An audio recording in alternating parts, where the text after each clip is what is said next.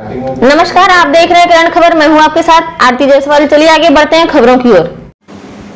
नमस्कार जोहर, आप देख रहे हैं करंट खबर। मैं हूं आपके साथ पूनम उपाध्याय। चलिए आगे बढ़ते हैं खबरों की ओर। माननीय राष्ट्रपति श्री रामनाथ कोविंद, प्रधानमंत्री श्री नरेंद्र मोदी, केंद्रीय शिक्षा मंत्री श्री रमेश पोखरियाल निशंक, राज्यों के राज्यपाल एवं उप एचबी राज्यपाल तथा राज्यों के शिक्षा मंत्रियों के साथ उच्चतर शिक्षा के रूपांतरण में राष्ट्रीय शिक्षा नीति 2020 की भूमिका पर आयोजित वीडियो कॉन्फ्रेंसिंग में मुख्यमंत्री श्री हेमंत सोरेन शामिल हुए। नई शिक्षा नीति निजीकरण एवं व्यापारीकरण को बढ़ावा दे रही है, जिसके अवसर की समानता और मौलिक अधिकार पर आघात होगा।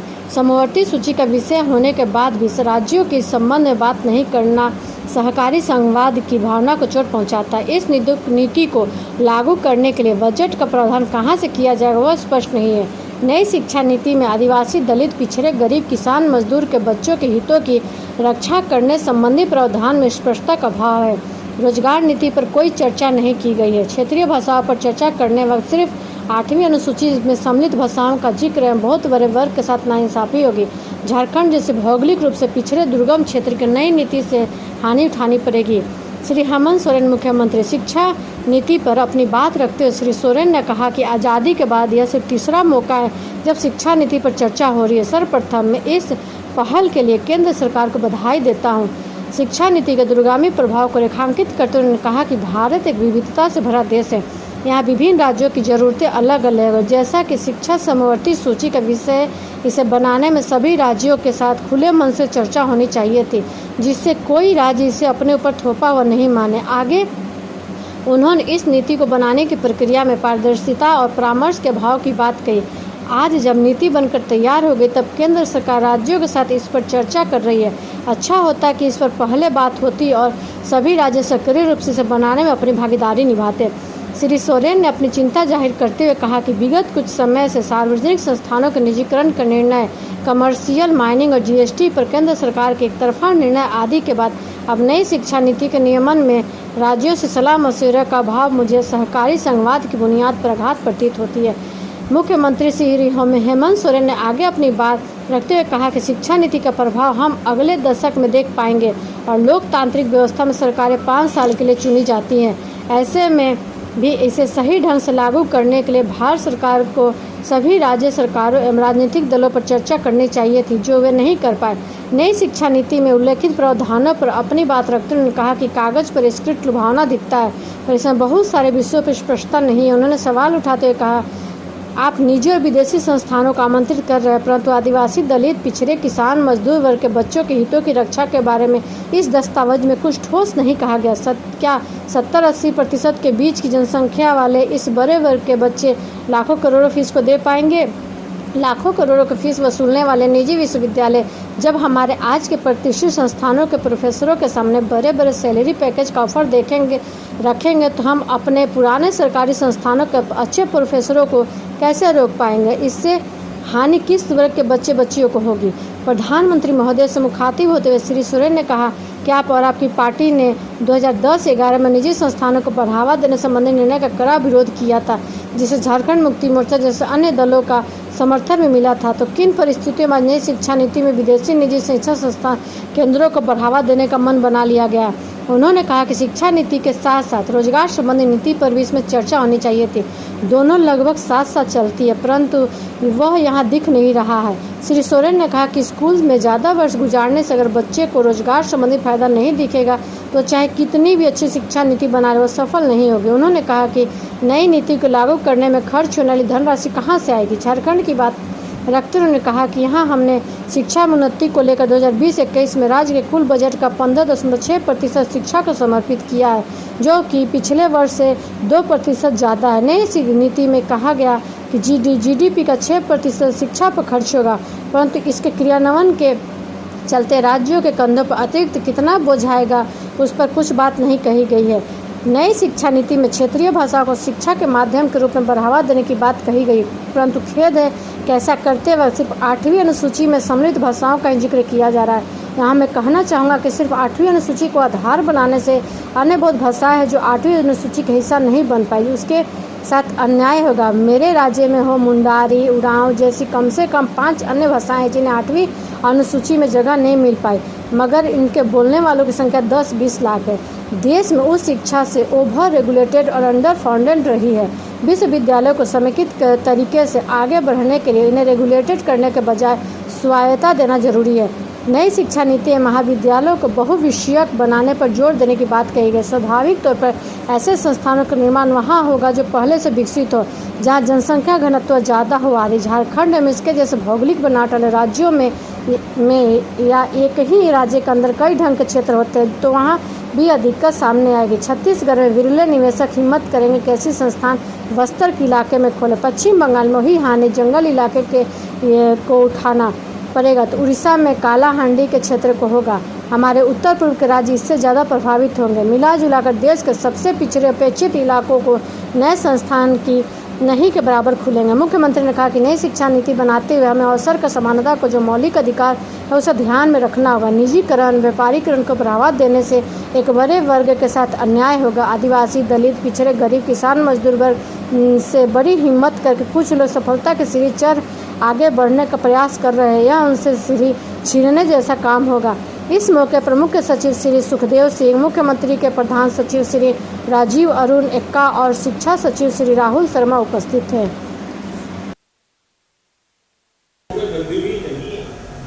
कि देश के हम हर एजुकेशन के हक पे मेरा आप सभी से इस नीति का सॉल्व करना है। जीडीपी के 6%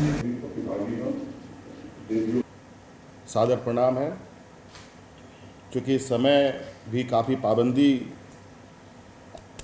है, इसमें 3 मिनट का समय देश के आज़ाद होने के बाद का ये तीसरा मौका है जब इस पर हम लोग चर्चा कर रहे हैं और 30-34 वर्षों में, और 3 मिनटों में कैसी बातें रखेंगे थोड़ा सा दिक्कत है। थोड़ा समय हो सकता है कि 2-4-5 मिनट में अधिक लूँ, क्षमा चाहूँगा इसके लिए।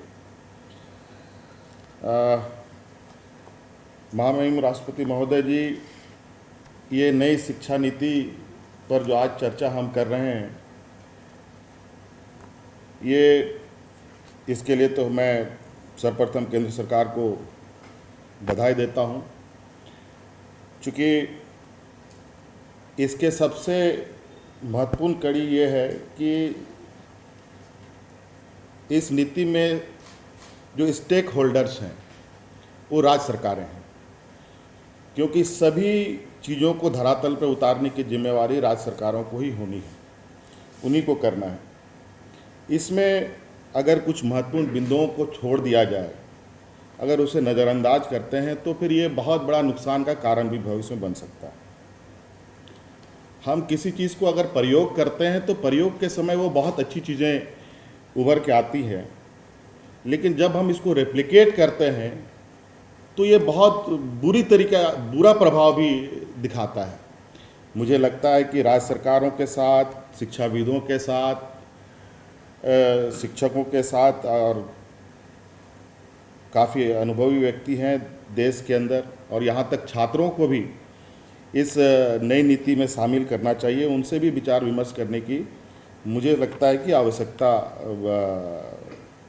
होनी चाहिए। और चूँकि ये समवर्ती सूची का विषय भी है और स्टेक होल्डर भी राज्य सरकारें हैं, और पारदर्शिता और परामर्श इसमें मुझे लगता है कि अत्यंत आवश्यक है। क्योंकि सरकार, हमारे डेमोक्रेसी में सरकारें 5 साल के लिए होती हैं, 5 साल के बाद फिर नई तरीके से भी लोग सोचते हैं। तो मुझे लगता है कि ये छोटा मामला नहीं है, ये बहुत बड़ा मामला है। 30-40 सालों के लिए ये योजनाएं बन रही हैं और इसमें बहुत सारे वर्ग इसमें आते हैं लोग। हम जानते हैं कि हमारे देश की जो बनावट है, हमारे देश का जो व्यवस्था है और देश में जो लोगों की जो आर्थिक स्थिति है वो किस तरीके से है। इस दस्तावेज में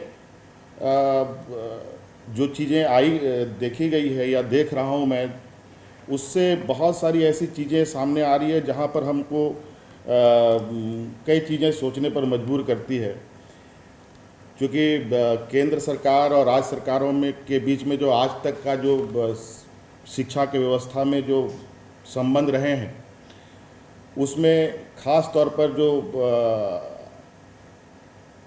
आर्थिक व्यवस्था है, जिसमें धनराशि की आवश्यकता पड़ती है, राज्य सरकार और केंद्र सरकार दोनों मिलकर वहन करती हैं।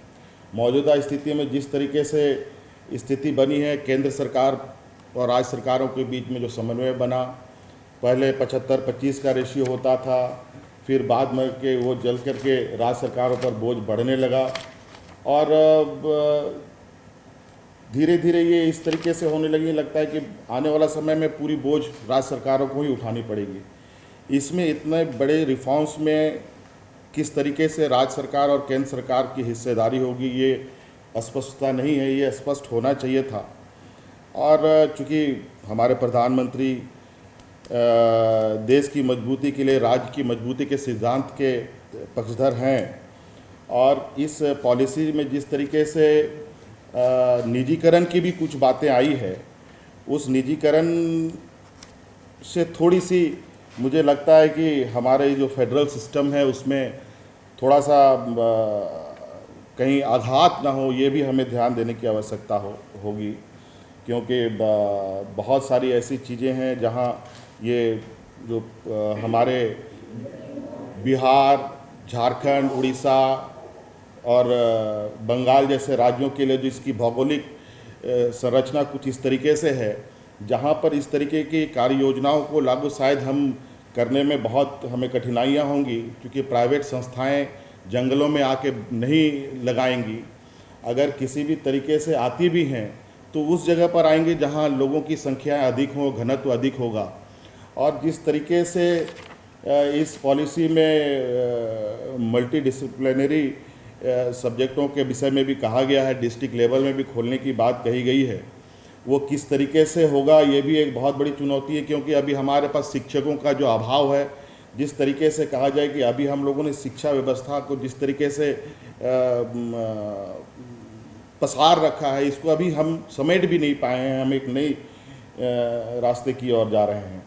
और चूँकि हम जानते हैं, जैसे कुछ आंकड़े हमारे पास हैं, लगभग देश में 14 करोड़ लोग किसान हैं, 10 करोड़ लोग जो भूमिहीन हैं, 15 करोड़ लोग जो खेतीहर मजदूर हैं, जिनके पास मजदूर तो हैं लेकिन उनके पास ज़मीनें नहीं हैं, ऐसी स्थिति है।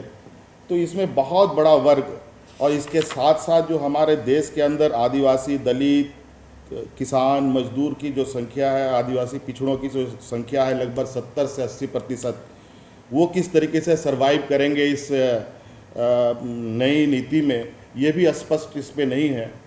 और मुझे लगता है कि पॉलिसी जिस तरीके से, जहाँ तक मैं गलत ना हूँ, तो पहले ये पॉलिसी लगभग 400-500 पन्नों का बना था, और अभी ये पॉलिसी 100 पन्नों पे आया हुआ है।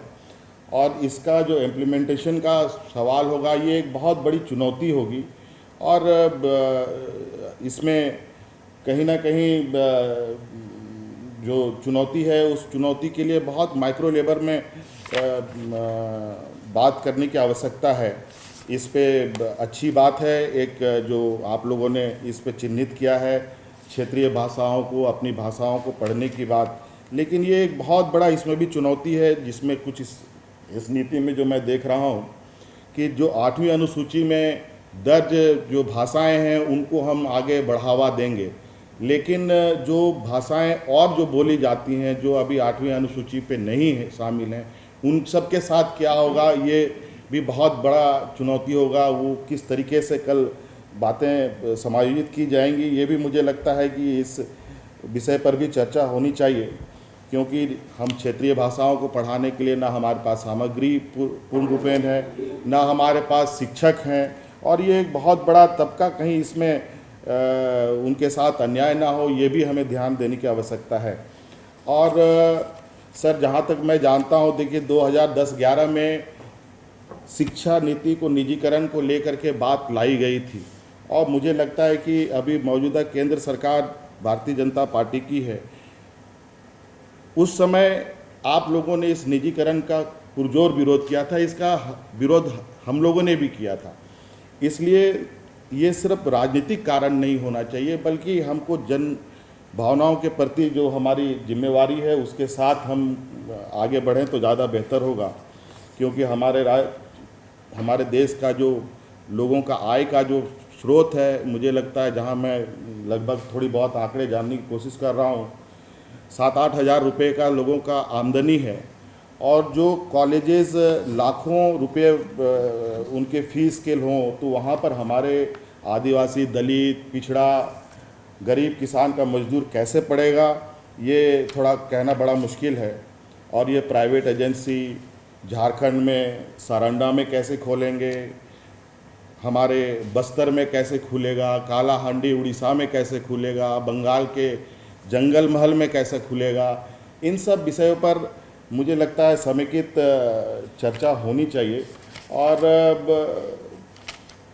हमने जो इस नीति में जो आप लोगों ने प्रावधान किए हैं, इसमें हमारे जो मौजूदा व्यवस्था है, अगर हम प्राइवेट प्लेयर्स को लाते हैं तो मुझे लगता है कि जो स्थिति हमारी हेल्थ व्यवस्था में ग्रामीण क्षेत्रों में है, जहां हमारे अच्छे शिक्षकों को प्राइवेट संस्था उठा के लेके चली जाएंगी, ग्रामीण क्षेत्रों में हमारे जो स्थिति बनेगी शिक्षा का अभी मौजूदा, और लगभग हमारे 50% से अधिक, जहां तक मैं जान रहा हूं कि देश में लोग सरकारी संस्थाओं में पढ़ते हैं, और 50% के लोग लगभग प्राइवेट में हैं।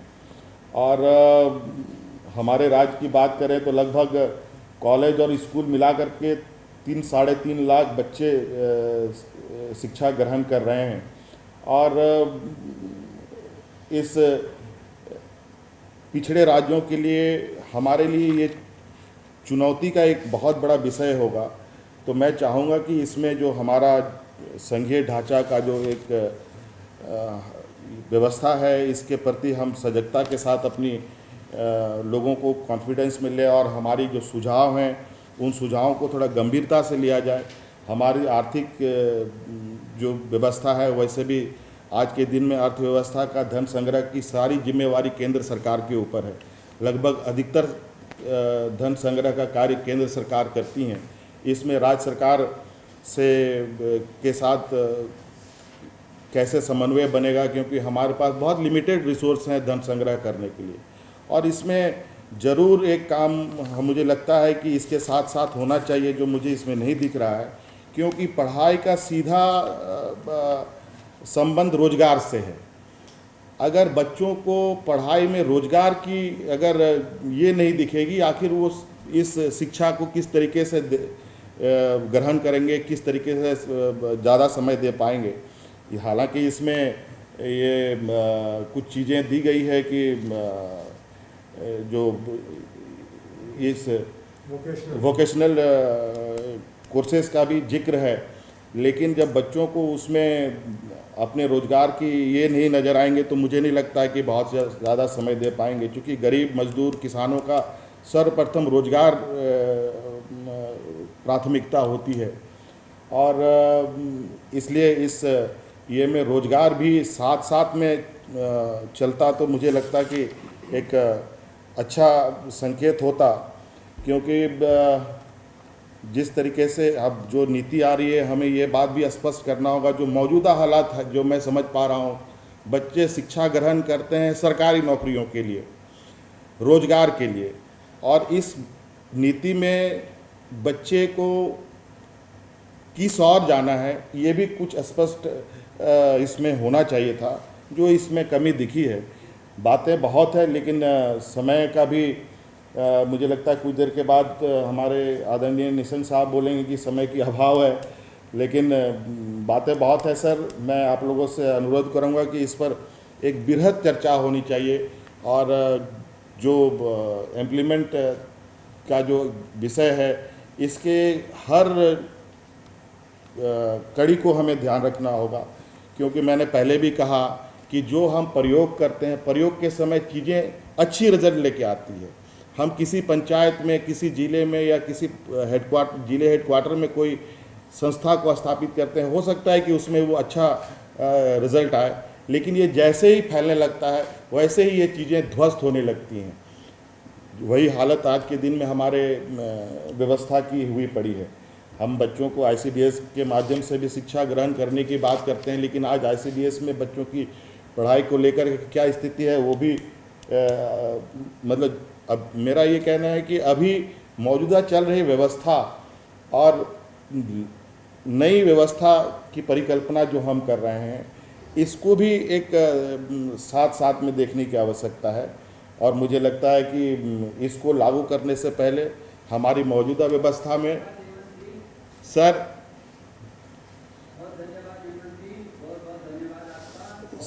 सर उसके बाद इन विषयों पर समर्थन के समय विस्तृत उत्तर देने की कोशिश करूंगा, लेकिन आपने बहुत सारे मुद्दे रखे हैं। मेरा ये भी अनुरोध रहेगा कि विस्तारपूर्वक किसी ईमेल भी भेज देंगे तो उसका भी हम लोग बाद में चर्चा करेंगे और आपके सर जरूर, लेकिन एक आपसे आग्रह होगा सर, एक छोटा सा आग्रह होगा।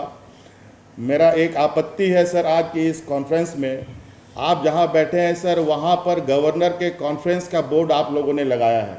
इसमें हम मंत्रियों की कितनी ये है इसमें सुनी जा रही है ये तो मैं नहीं कह सकता, लेकिन मुझे लगता है कि इसमें भी अगर हम लोग हैं तो पूरी तरीके से हमें भी शामिल किया जाए, ये मेरा अनुरोध है।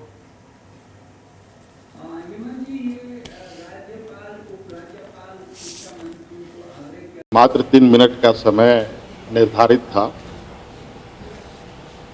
अपनी बातें रखने के लिए, लेकिन थोड़ा सा हमने समय अवधि थोड़ा लिया था और अपनी बातें रखी कि इसको हड़बड़ी में करना उचित नहीं होगा। और जो मसौदा तैयार हुआ है, जो दस्तावेज है, उस दस्तावेज में बहुत सारी चीज़ें जो नहीं दर्शाई गई हैं उन सबको अंकित किया गया। और इस मसौदे में मुझे लगता है कि झारखंड, बंगाल, उड़ीसा, छत्तीसगढ़, मध्य प्रदेश जैसे भौगोलिक क्षेत्र वाले राज्यों के लिए दिक्कत होगी। और साथ में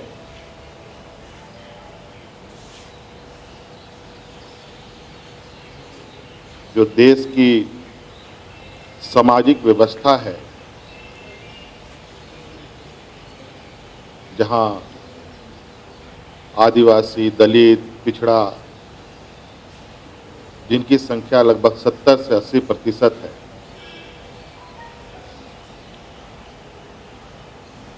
उन लोगों के लिए भी चिंतन करने की आवश्यकता है। शिक्षा के क्षेत्र के निजीकरण को लेकर मौजूदा केंद्र में भारतीय जनता पार्टी की सरकार है और इसी संदर्भ में 2010-11 में भी शिक्षा नीति के निजीकरण पर बात चर्चा हो रही थी। उस समय भी भारतीय जनता पार्टी ने पुरजोर विरोध भी किया था, ये भी हमने उनको अवगत कराया। हमारा भी उस समय विरोध था। ये विरोध राजनीतिक कारणों से ही नहीं होना चाहिए, बल्कि जन भावनाओं के अनुरूप होना चाहिए। आज इन सब चीज़ों को ध्यान में रखना आवश्यक है। आज धन संग्रह के सबसे अधिक व्यवस्थाएं केंद्र सरकार के पास है। राज्य सरकार नाम मात्र का धन संग्रह करने की शक्तियां प्राप्त राज्य सरकारों को है। ऐसे में वित्तीय व्यवस्थाएं कैसी होगी, मौजूदा प्रस्ताव, मौजूदा दस्तावेज में हमें देखने को नहीं मिला।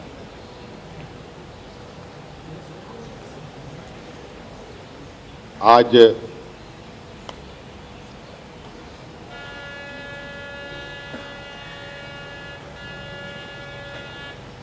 देश के 50% से अधिक बच्चे सरकारी स्कूलों में, कॉलेजों में पढ़ते हैं और निजीकरण को लेकर जब केंद्र सरकार आगे बढ़ रही है तो मौजूदा सरकारी व्यवस्था जो चल रही है इस विषय पर भी चिंतन होना चाहिए। कुल मिलाकर के हमने मौजूदा तैयार हुई नई शिक्षा नीति 2020 के लिए, क्योंकि इसका प्रभाव दूरगामी होता है। कुछ महत्वपूर्ण बिंदु अगर छूट जाएं तो भारी नुकसान होने की संभावनाएं हैं। तो इस तरीके से सभी बातें हमने रख दी हैं और ज़रूरत पड़ेगा हम लोग लिखित रूप से भी केंद्र सरकार को अपनी चिंता से अवगत करेंगे। हमने बताया कि इस मसौदे में, इस दस्तावेज में झारखंड के सुदूर ग्रामीण क्षेत्र में कैसे निजीकरण के क्षेत्र में लोग आएंगे, सरहंडा के जंगल में कौन यूनिवर्सिटी खोलेगा, बंगाल के जंगल महल में कौन खोलेगा, उड़ीसा के काले हंडी में कौन खोलेगा, बस्तर में कौन खोलेगा, दंतेवाड़ा में कौन खोलेगा। ये विशुद्ध रूप से उन्हीं जगहों पर लोग स्थापित होंगे जहां लोगों का घनत्व अधिक होगा, जनसंख्याएं अधिक होंगी, सुविधाएं होंगी। महानगरों में ये खुलेंगे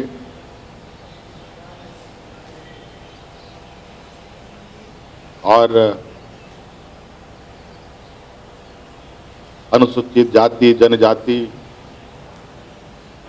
पिछड़ों का जो आरक्षण है उस संदर्भ में भी इस दस्तावेज में स्पष्ट नहीं है।